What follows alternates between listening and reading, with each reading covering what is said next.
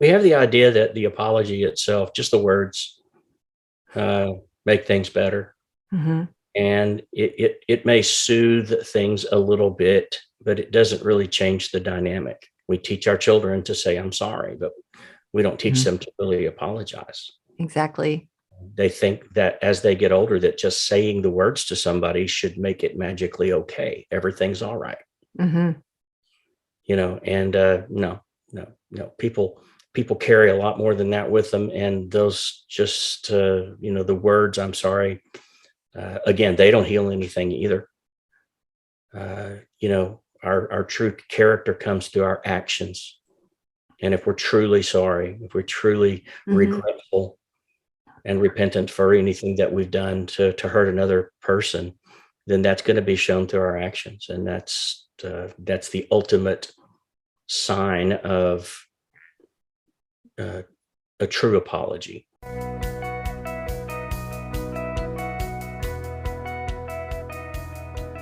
Welcome to another episode of What to Say and How to Say It. Today, we're going to be talking about myths in Christianity that we have to come to terms with, because if we don't, we're going to be wandering around disappointed with our faith, with God and ourselves and other people. This is a huge issue because once you become a believer, you have expectations, and those things can get in the way of so much growth in your relationship with Christ and in your relationship with others and yourself. So I'm with Kyle Hargrove, our favorite licensed professional counselor. And he and I are going to be talking about some of the most common myths that we hear in coaching and counseling when we're dealing with couples or individuals. What are the things that people say? They're like, hold on, where's that in the Bible? So what do you think is one of the big ones that shows up in your office, Kyle? I think probably the biggest one that shows up in my office is one we discussed in the last week or two in a couple of podcasts, and that's the idea that time is responsible for healing things. And Mm-hmm. that if you give a situation enough time, that it'll just be taken care of. You wake up one morning and it will have magically vanished, whatever the problem was or the issue was. And as we talked about before, it is true that time is an element necessary and needed in the process of healing, but it by itself doesn't do anything. So the idea that if I just sit on my fanny and wait for time to take care of my messes for me, is a myth. Mm-hmm. Yeah. It's frightening to me how many people, as my grandmother would have said, adults fully growed. Um, how many people uh, believe this, or at least they say it a lot, and we tend to say what we believe. So, Time heals all wounds. No, oh. no, it doesn't. No, that's not true. For me personally, I think I feel kind of, well, not really embarrassed, but yeah, I was this naive. I'll just say it that way. When I first became a believer, because I grew up as an atheist, I thought that, okay, I'm going to follow Jesus. I'm not going to have any problems. Like everything's going to be hunky dory. And I somehow missed that there was a scripture that said, take up your cross and follow me, meaning this is a really hard journey. And look at the cross that Jesus drug up that hill and then needed help with and then got nailed to. And boy, does that sound bloody and messy. I thought that it was, hey, come party on my yacht. So I was really not prepared for Christianity itself. And then on top of that, I still believed it, but differently. I thought, well, I'm on God's team doing ministry. So I was really surprised when all sorts of unpleasant things happened to me. And it was difficult. I'm like, what? Wait, why is this? Oh, ministry is, oh, I didn't realize that because I've stepped into that space, then now I'm held to a higher standard. And what that means is, no, it doesn't mean you're thought of as cooler. It means you're going to get tested and trained more. That, I still don't like that one, but it's been worth it, like for real. Yeah. But that was a surprise for me. And that was one I definitely believed. And I hear that from people in my office when I work with leaders of organizations. There are people that step into ministry for the first time. They're really surprised that it is as difficult and challenging. if not more so. Yep. Well, and perhaps because of so many of these misinterpretations or misunderstandings or myths or whatever we want to, to call them. But the the idea that things are easy. I mean, even in the scripture it says, come to me, you who are heavy laden, and I'll give you rest. Take my yoke upon you. Okay. Mm-hmm. What this tells me is that God expects action. Mm-hmm. He didn't say take the yoke off, forget about it, I got this. He expects action and effort, and I think faith requires that. Mm-hmm. And a lot of us, I'm afraid for cards and letters to come in when I use this word, but a lot of us are spiritually lazy. Mm. A lot of us want to say the right things, have all the feels. We want to be seen in certain ways, but when it comes to getting our elbows, our hands dirty and up our elbows in the dirt and the mud and so forth, sometimes we don't want to do that. And I'm guilty of that at times as well. There are times when I say, well, because of my relationship with God, I shouldn't have to do this. I shouldn't have to put up with this. These things shouldn't happen to me. I'm a better person than this. Why do bad things happen to good people? There are all kinds of questions that get surrounded there, when it comes to stuff that happens to us and stuff that we are still expected to do. We don't gain our salvation by our works, but there's nothing scriptural and nothing biblical that gives us any indication that anyone was ever called to the ministry of sit. Right. Yeah. Many of us act like that we have been. Mm-hmm. Yeah. And it's the hard wrestling with things. That sit is okay, I'm going to do what I've always done, or I'm not going to do anything. I'm going to be avoidant. I mean, it looks different for a lot of people. But it's a stuckness, right? Of not willing to step outside our comfort zone in faith, in doing the thing we're supposed to do, which can be sometimes confronting somebody lovingly, right? In what happened here. Like, I don't get this. I had a client last week who wanted to apologize for some pressure that she'd put on one of her people in her life. And granted, she provoked them to anger by chasing them around for days, stepping in their yard, demanding to know this, that, or the other. And the person punched her in the face, like for real. And so what she wanted to do with that was go back and apologize for chasing him around. And this was a new client call. And I said, so here's the deal. I love you. I want to challenge you with that desire. And I'm not saying you didn't help in creating this environment. And I'm going to ask you to consider this. I'd like you to wait a week before apologizing. And here's why. What happened to you is unconscionable, out of line, beyond acceptable. Okay. And yeah, it was a man. Men should not hit women, no matter how ugly you are. No kidding. Yeah. And so, and she says to me, well, I don't think I can do that. I have this pattern in me, which is I apologize to make everything better. And I said, well, you apologize and keep the cycle going. That's what's happening.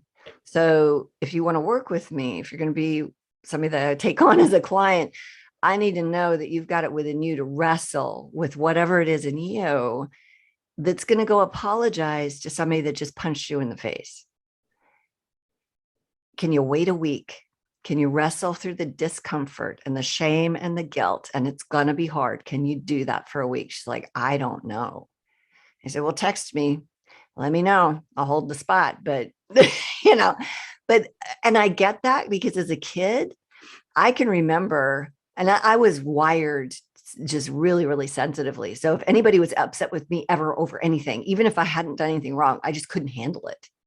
And I would have been willing to do whatever it took to make them feel better. I was so messed up in that regard as a small person. As I remember being, 7, 8 years old and being, I just need to make this all better. And we need to grow out of that to be able to function as adults in society. and and then you have these things that culturally you're reinforcing sin of somebody else. Right. And you have to take that into consideration. So 2 wrongs doesn't make a right. That's definitely true. At all, but also apologizing for your peace. We don't always rush to that right away. Sometimes we need to sit because of what the other person has done. Right. And not only that, own whatever it is that's within us that's pushing us in a really unhealthy way to go make that better. Yeah, because we have the idea that the apology itself, just the words, make things better. Mm-hmm. And it may soothe things a little bit, but it doesn't really change the dynamic. No. And I think also, I think we probably have discussed this in a previous podcast we teach our children to say, I'm sorry, but we don't teach Mm-hmm. them to really apologize. Exactly. They think that as they get older, that just saying the words to somebody should make it magically okay. Everything's all right. Mm-hmm. And no. People carry a lot more than that with them. And those just, the words, I'm sorry, again, they don't heal anything either. Our true character comes through our actions.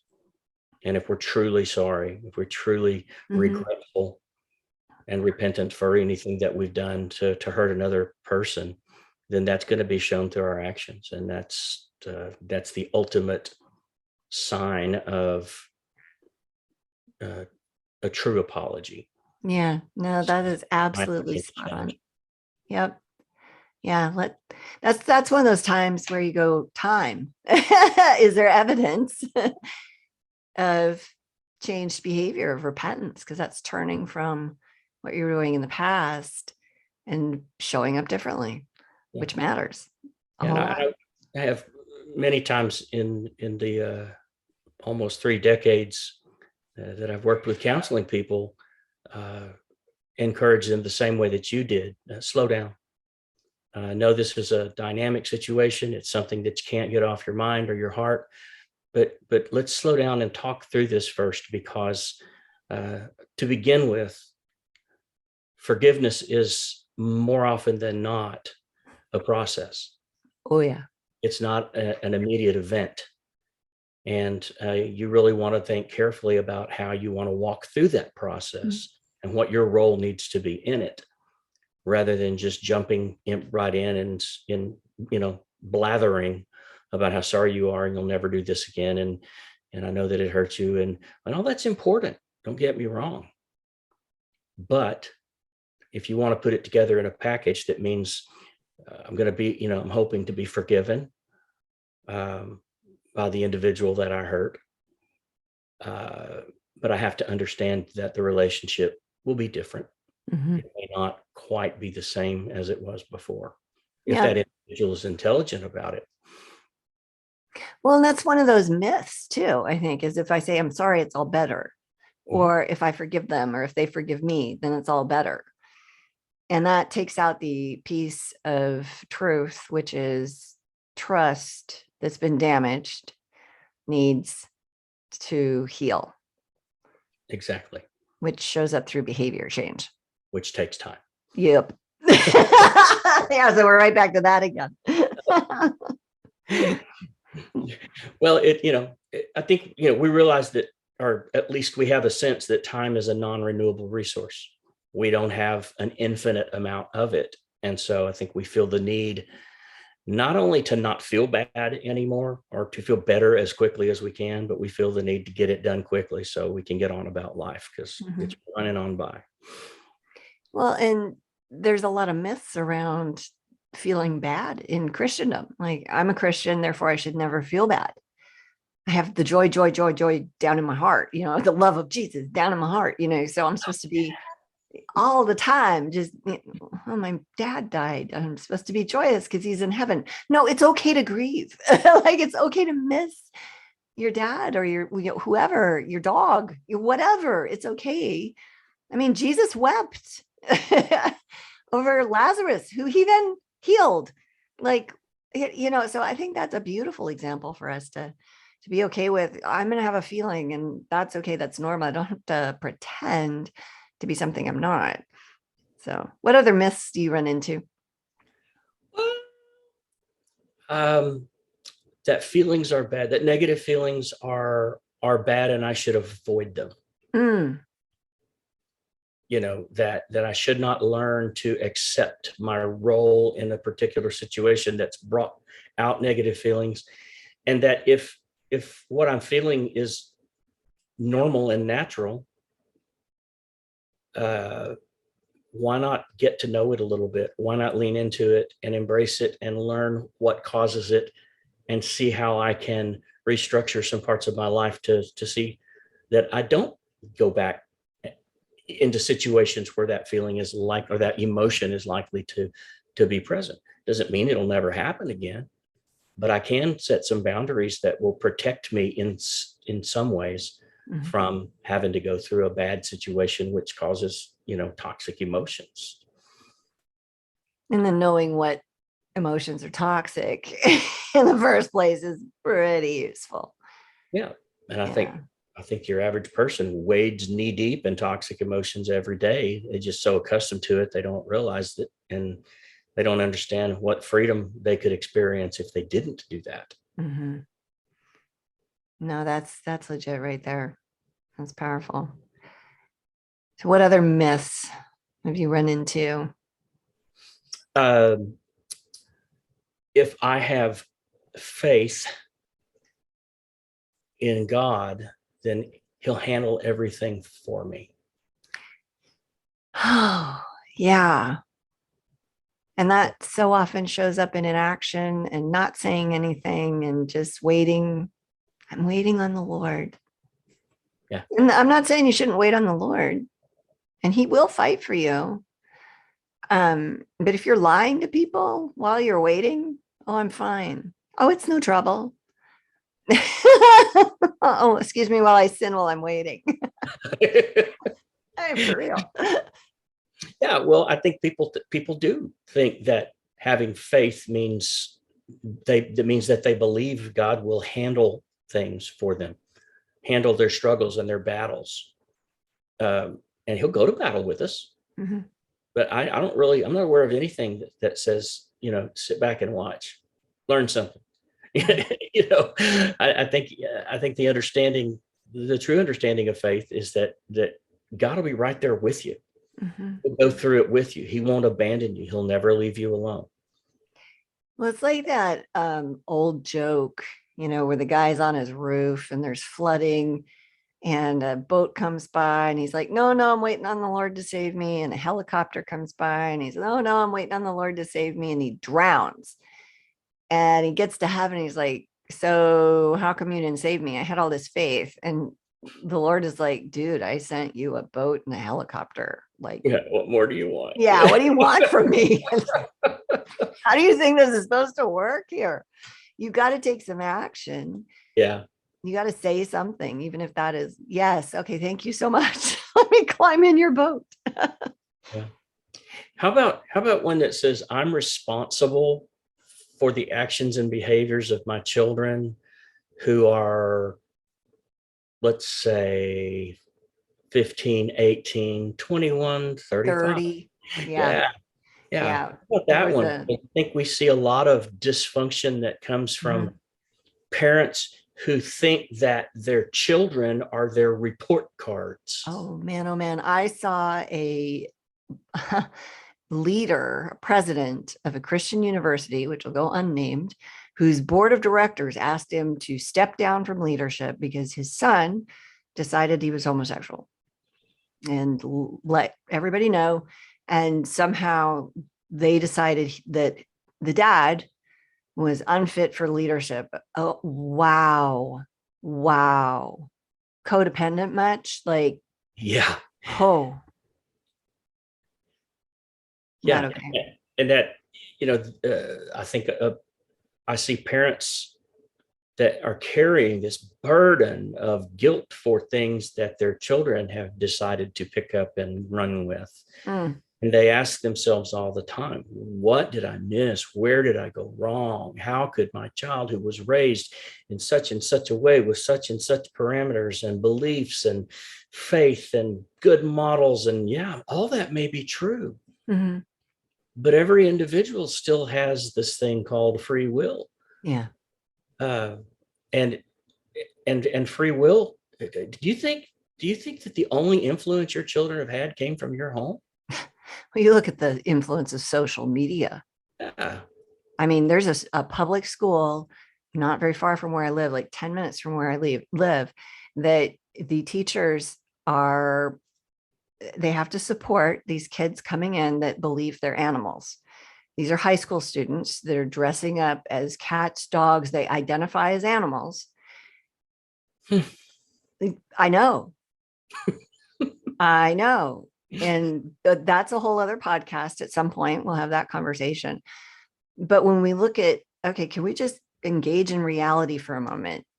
There is absolutely nothing, dear sweet son of mine, that you can do that will make me love you less, but you're not a golden retriever. Yes. You're just not.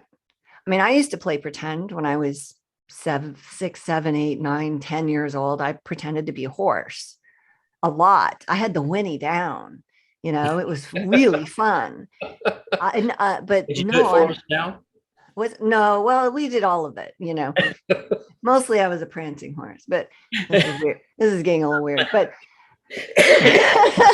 like, I can't even imagine doing pretend play like that in a school system in some states in America right now, and have, like, what would that end up like? Is somebody gonna encourage me to go buy a costume or something? Like, I don't get it. But this is happening right here in a suburb outside Cincinnati, Ohio.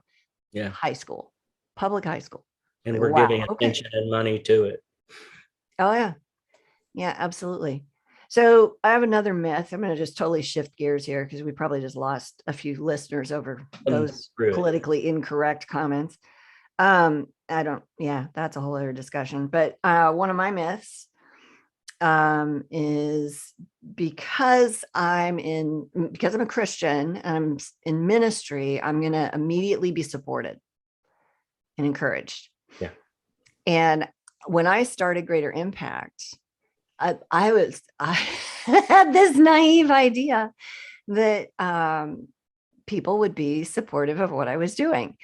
And to a certain extent, I mean, overall, the majority were. The head pastor of our church was, the board of directors on our church staff was, but there were people that said things to me that were so out of line and unconscionable.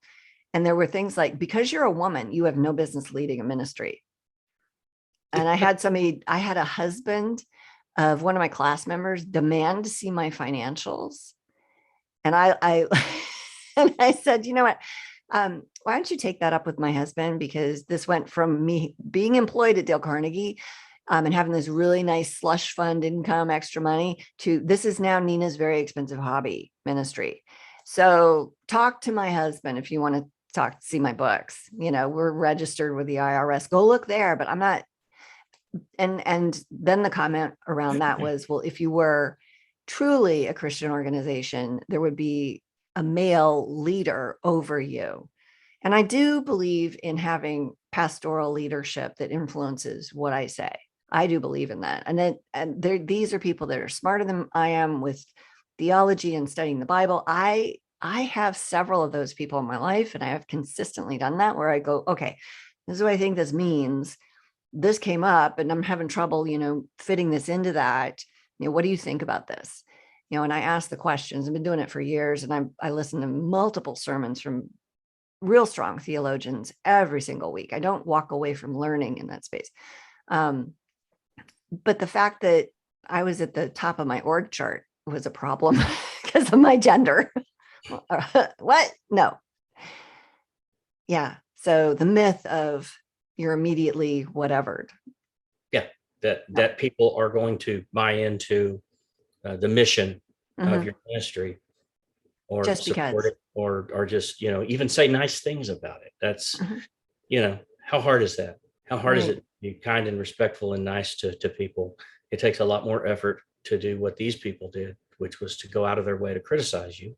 Oh my word. I was at a parent meeting in a high school ministry thing. We were talking about some youth group project thing that they were doing, like not related to Greater Impact at all, right? I'm there as a parent, and I had a question, and then I had a thought around something, and I raised my hand and I asked my question, and I said, so what about XYZ? I don't even remember what it was. I just had some concerns about something and wasn't being argumentative, was totally respectful.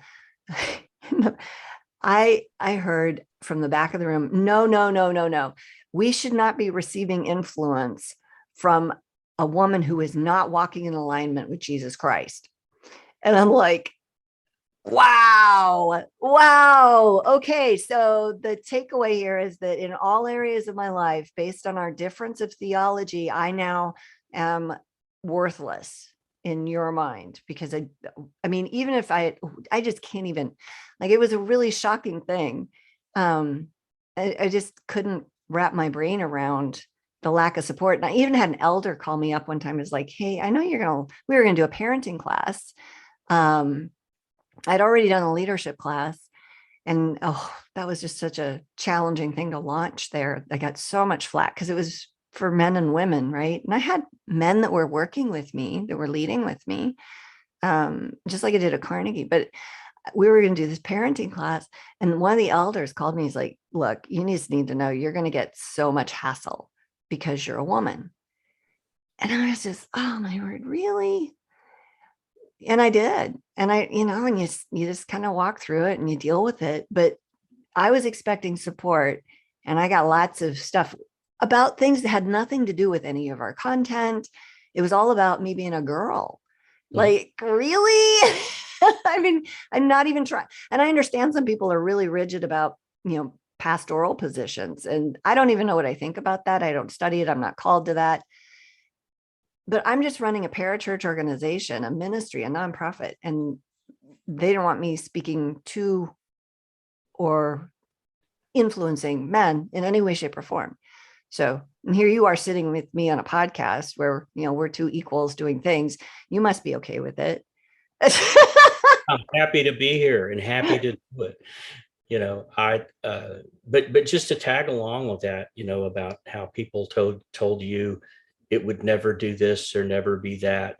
I've had Christian people also tell me that because of experiences that I've had in my life as a Christian, that I may as well forget about or hang up my expectations or hopes and dreams about certain types of ministry. And so I think that that's mythical as well, because that's completely casting out the process of redemption and restoration. Yeah. That's so much of who we are is based upon.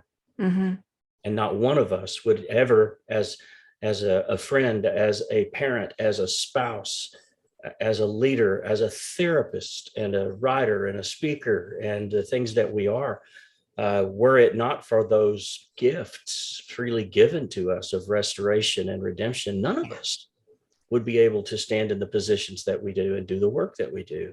Yeah. And so to me, it's such a, and I want to tell you two parts of this. It's a senseless thing to tell somebody, but I'm also going to tell you, I bought it hook, line, sinker. I'm sorry.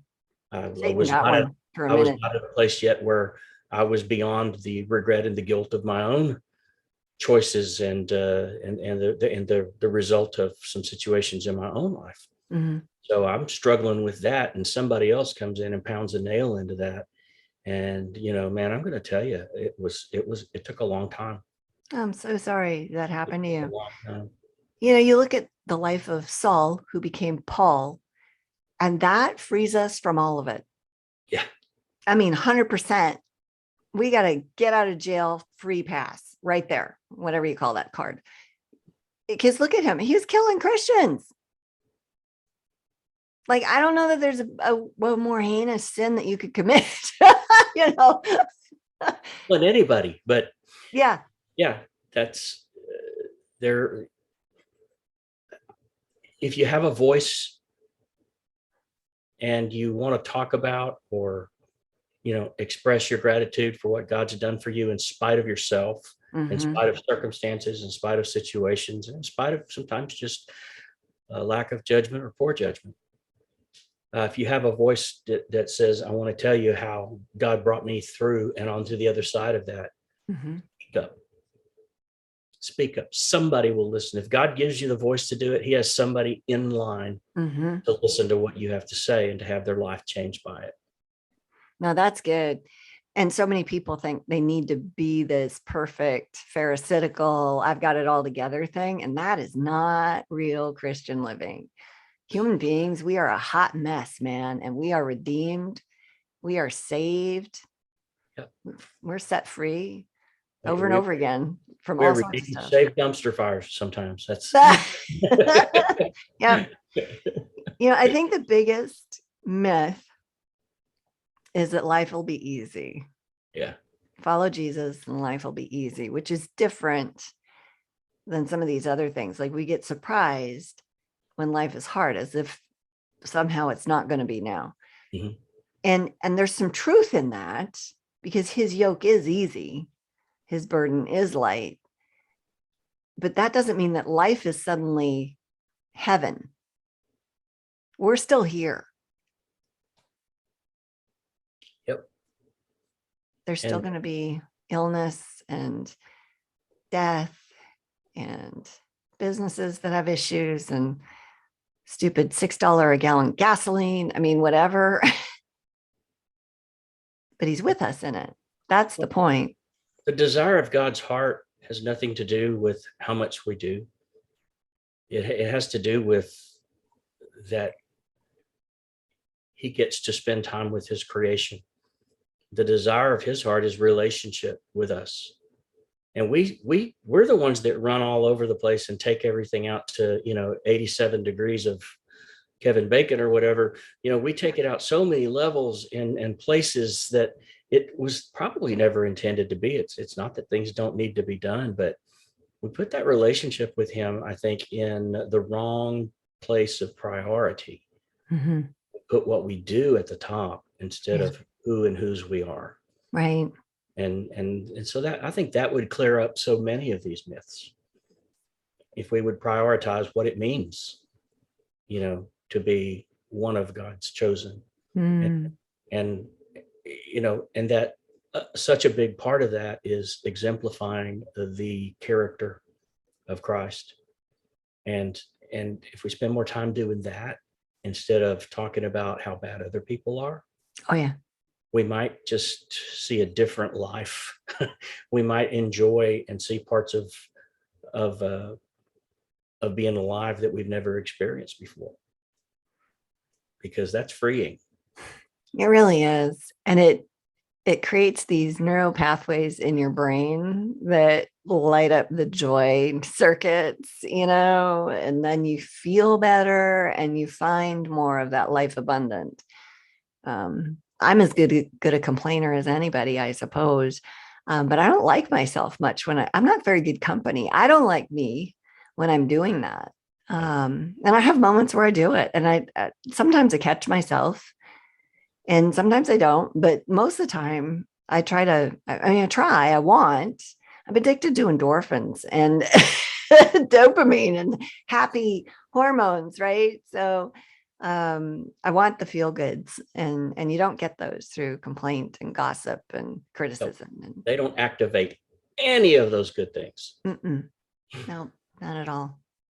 Well, this has been good. Are there any other myths that we've missed, you think, that are big ones? Oh, I don't know. There's the moonwalk thing. Did man really walk on the moon? Yeah. I'm talking about in Christendom. Who I'm on the shot? thought. Okay.